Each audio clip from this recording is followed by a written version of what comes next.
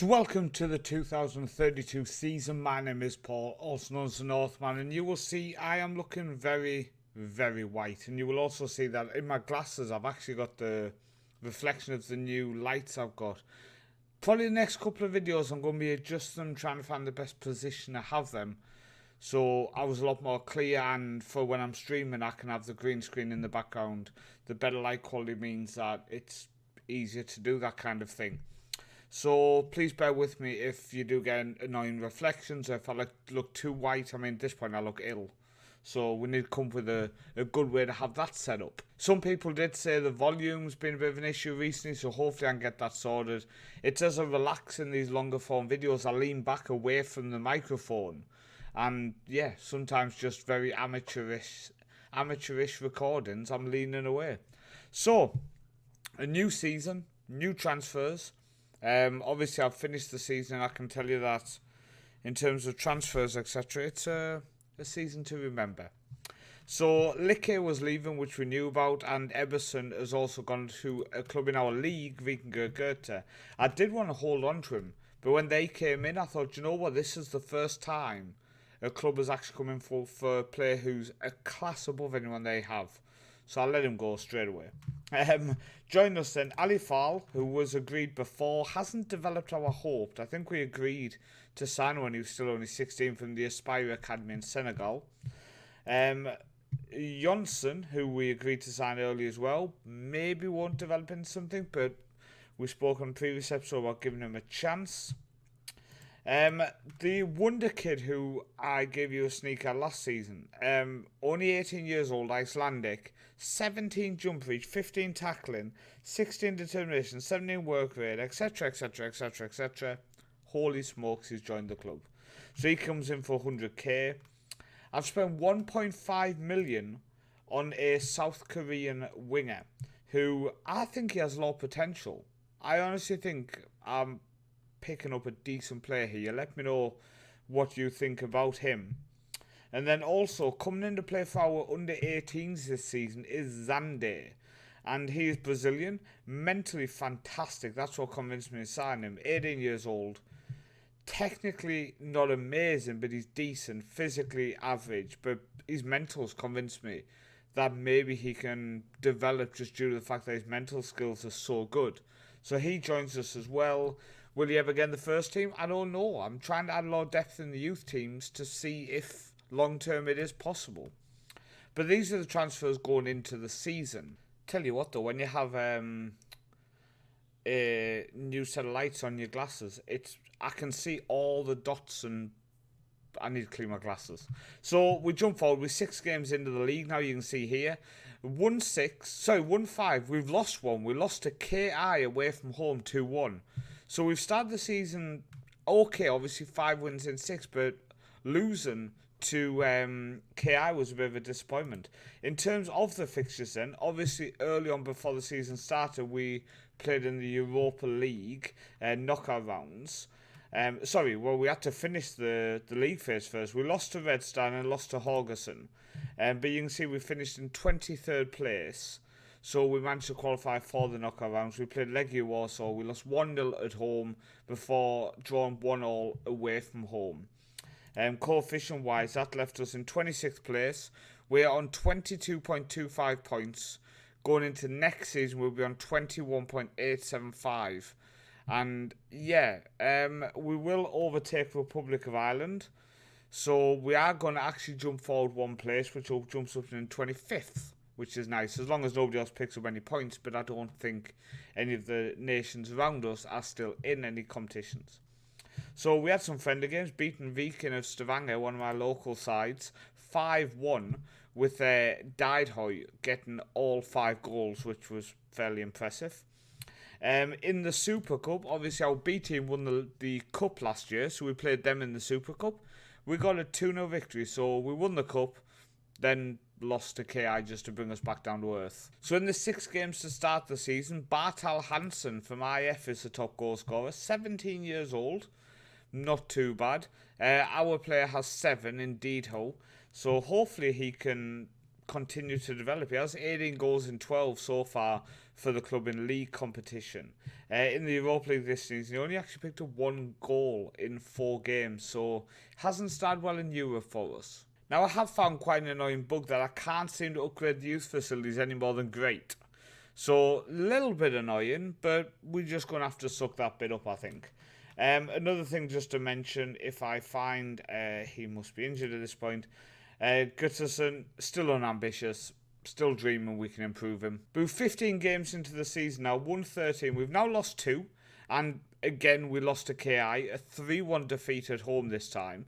Dideho, who I'm fairly sure I'm pronouncing his name different every time, now has 23 league goals in 15. So he's up to 34 in 21 so far for us since joining us for 200k.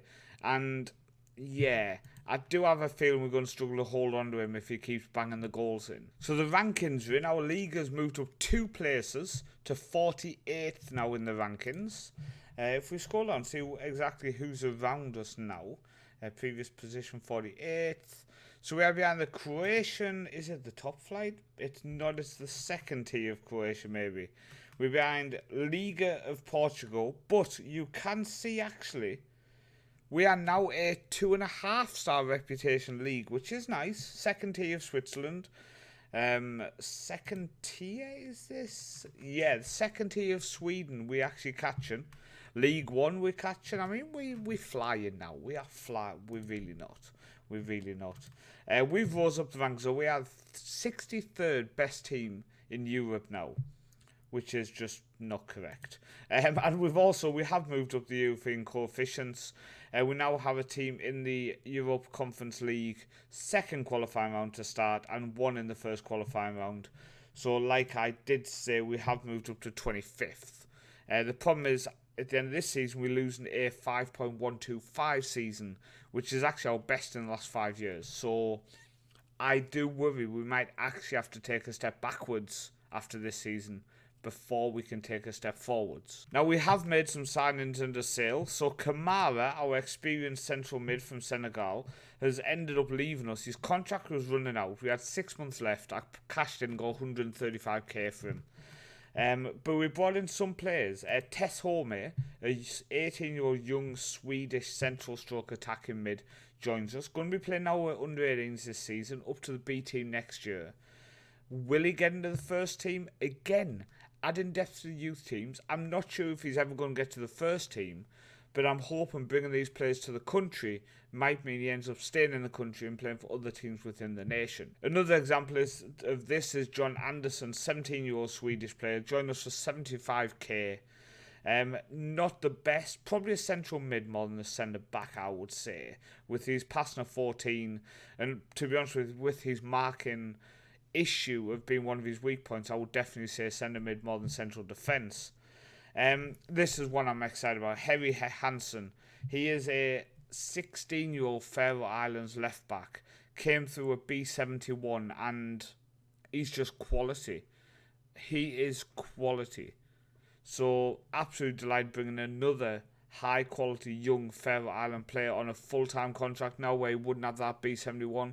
So he should develop better. Now, I actually shocked the world and signed someone who's over the age of 20. 25-year-old Sven Lively, and he's a winger. We needed more depth on the wings, and I'm genuinely pleased with him. Comes in for the second half of the season, adds a lot of depth. I think he's a decent player. And the final player coming in at the minute anyway is Simon Börjesen. And we needed more depth in central mid. We needed more homegrown depth in central mid. So I found that we had 3 centre mids alongside Egard, and all of them were foreign. So it was a really big struggle because if Egard got injured, we ended up having 2 foreign slots in centre mid. Then we have our centre back, we have Korean winger, we have our Senegalese striker. We were starting to get too many foreign players. So bringing him in, Swedish player, really impressed by him. Comes in, joins us for 74k. We've picked up a couple of gems price-wise there. So I'm pleased with the business we've done through the season. Okay, so now I'm going to show you something very, very exciting. We've done it. The first time we've done it. And we've qualified for the group stage of the Champions League. So we started playing against Shakhtar, and we got 3-0 victory at home. Died getting 2 before we lost 4-2 away from home, but obviously we went through 5-4 in aggregate. We then played Domzale, who they are from Slovenia. Oh, so close. 3-1 victory at home. Macedo and Died. I'm sure I say it different every time. Before 2-1 defeat away from home, but we were through. And then we had to play Trabzonspor. And I didn't have much faith for this game, but a 2-1 victory away from home started to make me believe, before we then smashed them at home comfortably 3-0. Died again on the score sheet, starting to score in Europe, which is nice.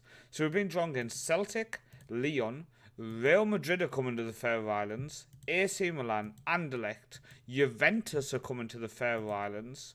Then we've got Arsenal and Newcastle. So we've got 3 teams from the UK with Celtic, Arsenal, Newcastle. And some big teams in Real Madrid, Milan, Juventus. I mean, Arsenal, big team. Leo, they're all big teams. They're all big teams. But it was a bit of a boost to put our balance up to 24 million. Because as you can see here, we got the 86k and 86k.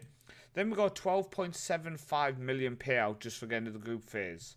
So, cha-ching. The only bit of transfer news as well is a couple of loans. Nielsen and Breckman both gone out to clubs within our nation.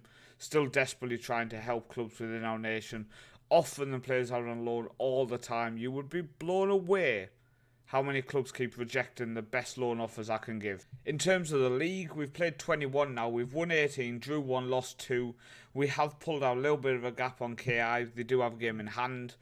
21 games in, Daidhui has played 19 starts, scored 32 goals, as well as 9 goals in the Champions League. Has him on a 44 goal tally for this season. 43 in the league for us in only 26 games. He's doing well, and a couple of times I've heard a few little mentions of clubs starting to sniff around him a bit. So youth intake, there is a couple to mention. Bo Christiansen is decent. Probably could be a very solid player for our B team, if not a rotation long term for our A team if he can develop. Only 15, so I don't see any reason why not. We've got a striker here who looks okay.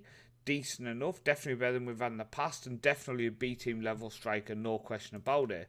Then you've got Danielson, who, apart from his anticipation, is again another player where I actually have a lot of hope could develop into something very, very special. And the final one of the big players to look at is Carrie Danielson, who again looks fairly decent. Pace and acceleration, agility and balance and strength. I mean, it's like the AI got bored and just put 6s down for them. There's not really anyone else to look at. I've got a left back here who's 1.5 star.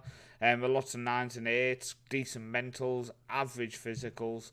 Not a bad player, to be honest, but we've just picked up that young kid who plays left back, and to be honest with you, he's not even in the same league. But when you look at the quality of intake compared to a few years ago, you've got to take the positives. Couple of bits of transfer news we are going to look at. Macedo has started to kick up a fuss a little bit. Clubs are starting to come in for him. He wants to know why I'm not letting him leave. 25 years old, obviously picked up on a free again. We signed for free, sold him for 40k, picked him up on a free again. Clubs are now sniffing around. McHugh is leaving us. He's going to Tulsa. Must have been watching Tulsa King. So, unfortunately, going to be leaving us. 31 years old now, been with us since the start. I didn't sign him. So he's leaving us. We have agreed to sign William Tersey for next season. 18-year-old Norwegian left winger. I think he's a decent player and has a good bit of potential, so look forward to bringing him in. In terms of done deals, a player who broke into the national team last year, aged only 17, he was playing over in North Macedonia. We've managed to pick him up. 425k he's ended up costing us, but he's one of the future players of the Faroe Islands national team, so I maybe had to overpay. But it's like English clubs overpaying for English players. We've had to do the same again to bring him back. But it's done. It's done. Another mention for younger players is Gutterson has now gone from unambitious to fairly loyal. So happy days that finally Gutterson is not unambitious, and we actually have a young central defender who isn't a bit of a prick and can hopefully develop into something good. So the season is over. We're going to start by looking at the Champions League and then discuss the league, etc. So, yeah, first time in Champions League, I want to start with this. We start with 2-2 draw against Celtic, and I was blown away by this. We got a red card after 39 minutes. They had a red card after 11. But 90th minute equaliser got us a point on our first ever Champions League game. 800k we got for that point. Before losing 2-1 to Lyon away. I've got to be happy with that. And then a 1-0 defeat with 9 men to Real Madrid. They really did struggle in the Faroe Islands. We then lost 3-1 in Italy to Milan. Before beating Anderlecht. We beat Anderlecht, got 2.5 million for the win. I mean, we then got smashed by Juventus. But when you look through the results, we've got to be happy with our first Champions League adventure so far. Now, as the season's come to a close, there's actually been a bit more business happened, and it's all been on the outs. Mikel Madison came to me and said he wanted to leave. 27 years old now, Faroe Islands left back. So I said, okay, you can go. We got offered 400k from Vikingur Goethe. Now, his lowest value was 300k, so I offered him out to them for that, because I didn't want to take money from... I want to try to help other clubs in my league. The unfortunate thing was then my board blocked it and said I needed to ask would they pay 325, which they did. So that sale has gone out. Mikel Madison to Vikingur Goethe. Rune Osson, one of my backup right-back central midfielders, has gone to KI on loan for next season. Again, an agreed future fee of 160k. You can see his value is 150 to 700. I tried so hard to keep it as low as possible. And then we've also saw one of our young strikers who I just didn't feel would ever break into the first team. I've got other people who can be back up and stuff in the B team, so we let him go on a free to Ursa investor. So he's moving on as well, which is, it's nice to see other teams within our leagues picking up players. Now, unfortunately, in the cup we went out again, so that's 2 years in a row we've not won the cup now. KI ended up eventful winners, so they've actually won it 2 times in the last 5 years. So same as much as us, we've only won twice in the last 5 years. Our B team won it the year before. But we did win the league. 27 played, won 33, drew 2, lost 2. Both defeats to KI, which was disappointing. Daitwi ended up with 41 league goals, 11 in Europe, a couple in the cup, 55 goals in all competitions. And yeah, it was nice having you. Daitwi, but I'm assuming you're leaving, so that's a bit upsetting. It was a weird season because I wouldn't say we were great. Some players disappointed me, some players did well. Formation-wise, I'm still confident it's the best formation, but at times we looked deadly, and at other times we just looked like we were easy to play against. So I think some tweaks are going to have to be happening. I don't know if it's personnel or tactical over the winter. But expect some changes. Expect some changes. Now, one of the things I do want to work on is if I go through and label them, we've got 1. So we've got 6 foreign players in the squad at the minute. And it's causing an issue sometimes trying to get them all in. So we are going to look at moving someone. The likes of Muawa, who never developed into what I hoped he might. Brought him in maybe a bit too old at 21, but I'm probably going to try to move him on, hopefully to a club within our country. I don't know. Radbe is wanted by some clubs as well. He's decent, but his physicals make me worried. The fact that he's so slow means I can't put him alongside Macedo in defence because he's also quite slow. Both of them great in the air, both of them good mentally, but pace just lets them down. So I think in the end, we might end up losing these kind of guys, and we might have to use next season as a rebuild and look to almost start again in the cycle of foreign players within the club. I don't know. It's one of them tough situations because we do have the ability to play Gutzen, our academy player, and Carson, the Icelandic, as our central defenders next year, which frees up a foreign slot, gets one of our highest earners off the wage bill, and might bring in £1-2 million. So that is something I'm definitely looking at the possibility of doing going into next season. I mean, obviously one of the worries as well is our young Korean guy, who's now 19, is actually wanted by, I think it's Hercules, yeah. So, bit of a worry. Bit of a worry. Now, the positive is our B team absolutely walked the division again. So, as you can see, we've won the league now for quite a few years in the second tier. And again, absolute domination. Shock here, though, is another A team, we'll say, has got relegated. And if we go to the second tier, it's a third team coming up. It's a that's not a fourth team, but it is a fourth team, but it's not. And yeah, it's okay. They can go up actually, champions, but they're not going up. Is that because there's a B team in there? I'm assuming we can go get. Yeah, their B team's already in the division. So we have two standalone clubs coming up, which is nice. They call 4 and 4, but they actually stand alone within FM. It's confusing, isn't it? It's confusing. I mean, when you look, the positive is we have a lot of players who they recommend a first-team candidate, so we're in a good position. Our under-18s won the league again, so that's like 5 years in a row now. Goal difference of over 100, so we clearly are a dominating force. You can see it's just all us. It's just all us. Free kick goals, assists, goals, average rating. We're looking solid, and I'm still looking all the time to add 16, 17, 18-year-olds to this team to just keep building and building and building. Because, like I say, if the players aren't good enough for me, hopefully they move on to other teams within the league structure. So I've put it off long enough, but we're probably going to have to look at the national team now, aren't we? A positive is one of the youngsters who are signed for AB, Per Sar, has now played for the national team. Came through as a Danish player, obviously been with me for a couple of years in my B team.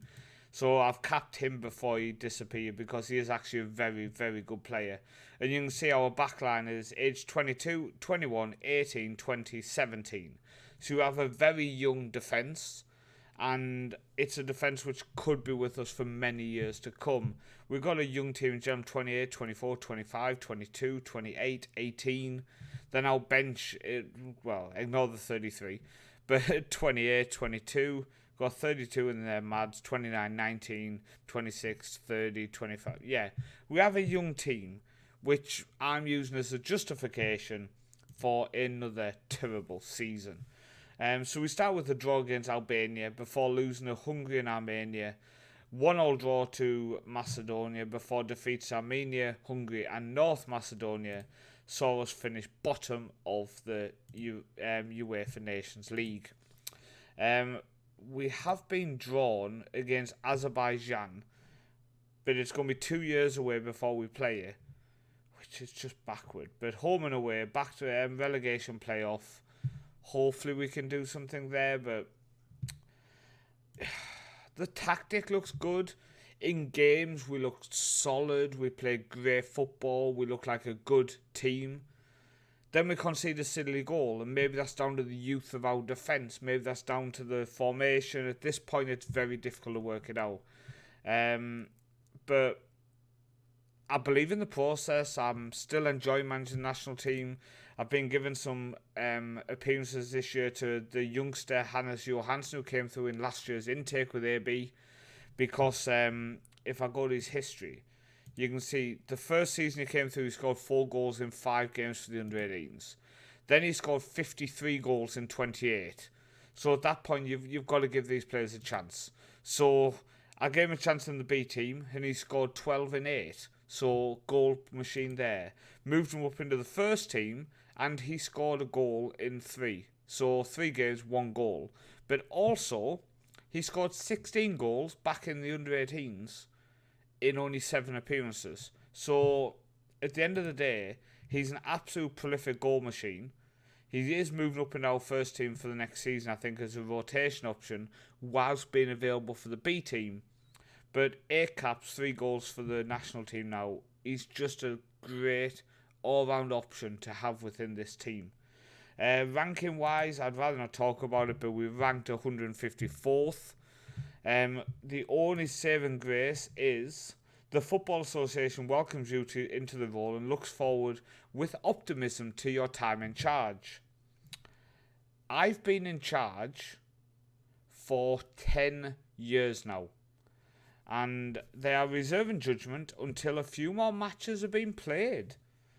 So, yeah, let's enjoy the fact that the international management is broken, because if it wasn't, we'd be sacked.